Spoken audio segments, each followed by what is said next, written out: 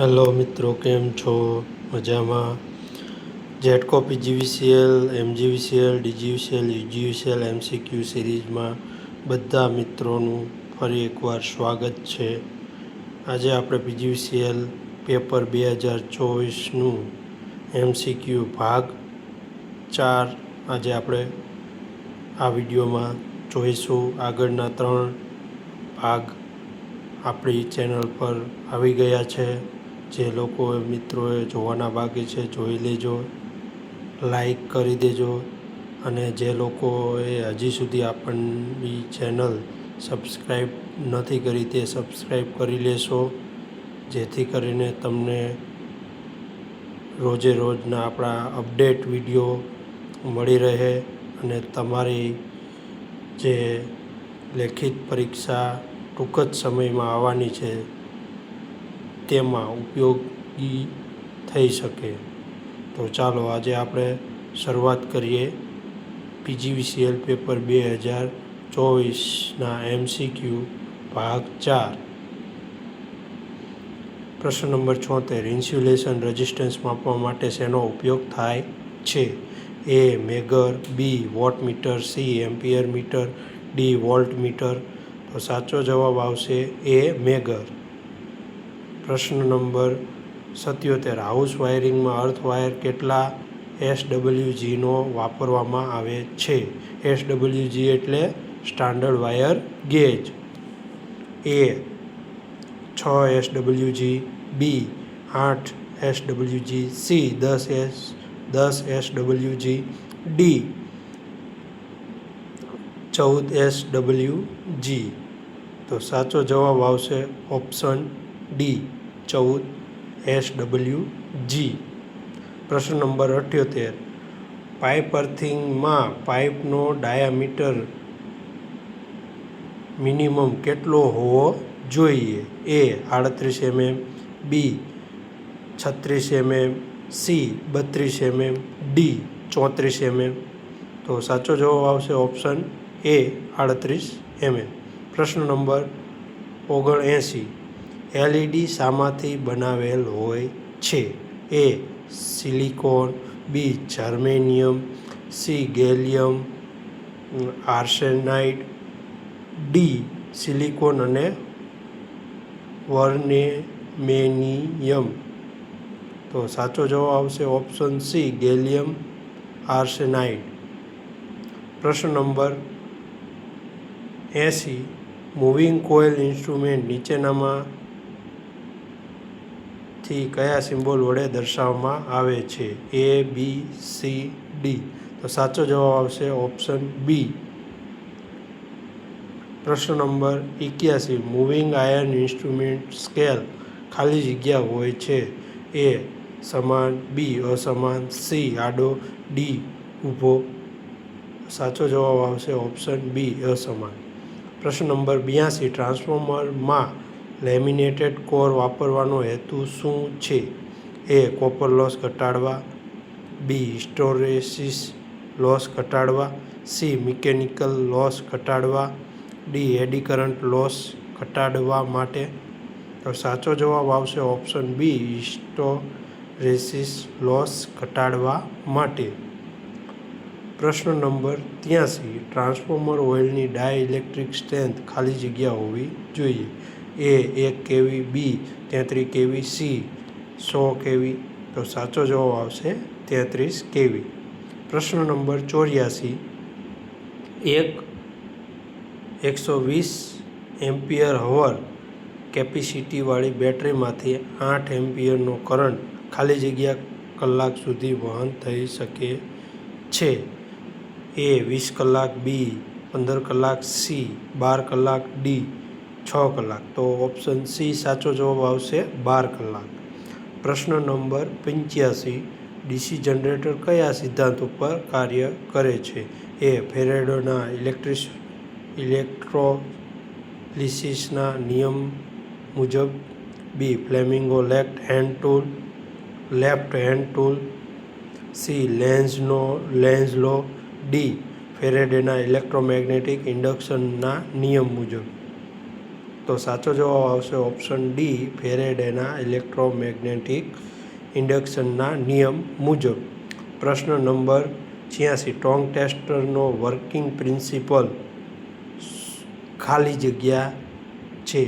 એ self induction, B mutual induction, C ફ્લેમિંગોનો જમણા હાથનો રૂલ, ડી ડીસી મોટરનો પ્રિન્સિપલ જેવો. સાચો જવાબ આવશે option B, mutual induction principle મુજબ કામ કરે છે. પ્રશ્ન number 87, wave wound armature parallel પાથની સંખ્યા ખાલી જગ્યા હોય છે. એ મશીનના પોલની સંખ્યાની સમાન, બી પોલની સંખ્યાને ધ્યાનમાં રાખ્યા વિના બેની સમાન, સી કોમ્યુટેટરની સમાન, ડી આર્મેચર કંડક્ટરની સંખ્યાને સમાન. તો ઓપ્શન બી, પોલની સંખ્યાને ધ્યાનમાં રાખ્યા વિના બેની સમાન.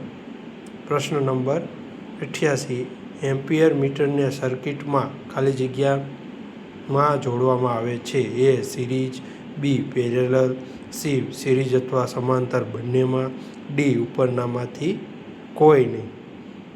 તો એમ્પિયર મીટરને સર્કિટમાં સિરીઝમાં જોડવામાં આવે છે. પ્રશ્ન નંબર 89, સીપીયુનું પૂરું નામ જણાવો. A central processing unit, B control programming unit, C connector programming unit, D connector processing unit. તો સાચો જવાબ આવશે option A, central processing unit. પ્રશ્ન નંબર 90, કિલોબાઇટ બરાબર ખાલી જગ્યા bytes. A 1024 byte, B 1011 byte, C 8 byte, D 4 byte. તો સાચો જવાબ આવશે ઓપ્શન એ, 1024 બાઇટ. પ્રશ્ન નંબર 91, પાઈની કિંમત ખાલી જગ્યા છે. A 3.142, B 3.214, C 3.412, D 2.742. તો સાચો જવાબ આવશે ઓપ્શન એ, 3.142. પ્રશ્ન નંબર 92, 1 ઇંચ બરાબર 24.4 mm છે, તો 23 ઇંચ બરાબર ખાલી જગ્યા mm. તો એ 58.42, બી 25.4, સી 584.2, ડી 2.54. તો સાચો જવાબ આવશે ઓપ્શન સી, 584.2. 93, લોખંડમાં કાટ લાગવાની ક્રિયા એ ખાલી જગ્યા છે. એ ભૌતિક ક્રિયા, બી રાસાયણિક ક્રિયા, સી સામાન્ય ક્રિયા, ડી એક પણ નહીં. તો સાચો જવાબ આવશે ઓપ્શન બી, રાસાયણિક ક્રિયા. પ્રશ્ન નંબર 94, સામાન્ય વ્યક્તિના શરીરનું તાપમાન કેટલું હોય છે. એ 81.1 સેલ્સિયસ, બી 36.1 સેલ્સિયસથી 37.2 Celsius, C 98.6 Celsius, D 91.7 Celsius. સાચો જવાબ આવશે option B, 36.1 Celsius to 37.2 Celsius સુધી સામાન્ય વ્યક્તિનું શરીરનું તાપમાન હોય છે. પ્રશ્ન નંબર 95, સિરીઝ ચેક કરો. 8, 22, 8, 28, 8. તો ચલો, એ 24, એ 24, બી 36, સી 34, ડી 38. તો સાચો જવાબ આવશે ઓપ્શન સી, 34. પ્રશ્ન નંબર 96, નીચેનામાંથી સૌથી નાનું કોણ છે. A neutron, B proton, C electron, D atom. તો સાચો જવાબ આવશે option B, option C electron. પ્રશ્ન નંબર 47, વિશ્વમાં મોટામાં મોટો દરિયો કયો છે? એ હિન્દ મહાસાગર, બી એટલાન્ટિક મહાસાગર, સી પેસિફિક મહાસાગર, ડી એટલાન્ટિક મહાસાગર. તો ઓપ્શન સી પેસિફિક મહાસાગર સૌથી મોટો દરિયો છે. પ્રશ્ન નંબર 98. ઓહમના નિયમ પ્રમાણે નીચેનામાંથી કયું સૂત્ર સાચું છે? તો ઓપ્શન એ I બરાબર V વત્તા R, બી R બરાબર R1 વત્તા R2, સી W બરાબર I into R, D V બરાબર 1 વત્તા R. તો ઓપ્શન સી સાચો જવાબ આવશે. વોટ બરાબર I ઇન્ટુ R, એટલે કે W બરાબર I ઇન્ટુ R. પ્રશ્ન નંબર 99. 8 ઓહમ અને 24 ઓહમના બે રેઝિસ્ટરને સમાંતર જોડવામાં આવે તો સર્કિટનું કુલ રેઝિસ્ટન્સ કેટલું થશે? એ 62 ઓહમ, બી 32 ઓહમ, સી 3 ઓહમ. સાચો જવાબ આવશે ઓપ્શન એ 62 ઓહમ.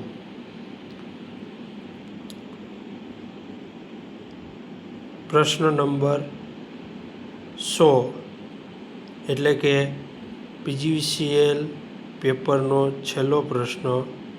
શોર્ટ સર્કિટમાં ખાલી જગ્યા હોય છે. એ કન્ડક્ટન્સ 0 હોય છે, બી રેઝિસ્ટન્સ 0 હોય છે, સી રેઝિસ્ટન્સ એકદમ વધી જાય છે, ડી કરંટ ઘટી જાય છે. તો સાચો જવાબ આવશે ઓપ્શન બી રેઝિસ્ટન્સ 0 થઈ જાય છે.